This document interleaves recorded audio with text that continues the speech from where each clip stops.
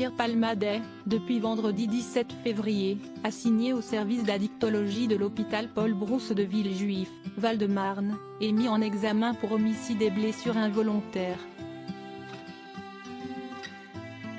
Décision prise par le tribunal de Melun après l'accident survenu 7 jours plus tôt sur la route départementale 372 et qui a fait 3 blessés graves, une jeune femme enceinte, son beau-frère et le fils de ce dernier, âgé de 6 ans.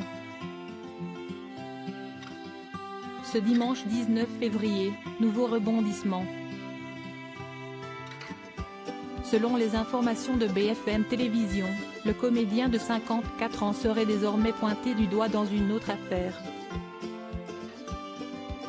Le parquet de Paris aurait ouvert samedi une enquête visant l'humoriste au motif suivant, détention d'images pédopornographiques.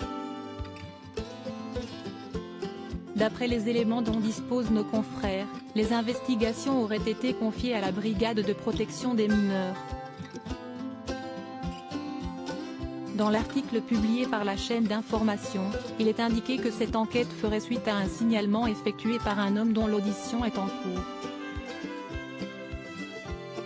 L'humoriste demeure présumé innocent toujours selon les informations de BFM Télévision. Cet individu aurait pris contact avec les forces de l'ordre, auxquelles il aurait assuré avoir en sa possession des contenus audio et vidéo qui démontreraient que l'humoriste, qui demeure présumé innocent, détiendrait des images à caractère pédopornographique.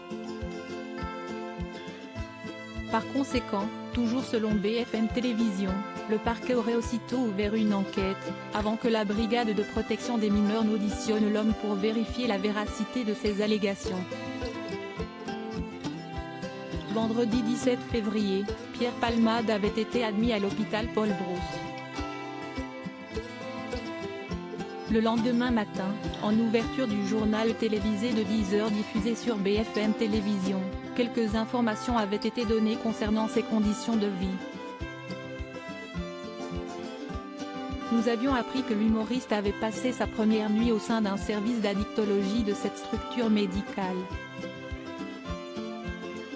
Pendant toute la durée de son séjour, le comédien sera forcé de porter un bracelet électronique. L'équipe médicale qui travaille dans ce service se compose d'une trentaine de personnes, dont des psychiatres, des psychologues ou encore des infirmiers. Article écrit en collaboration avec 6 médias Crédit Photo, Tiziano da Silva, Cyril Moreau.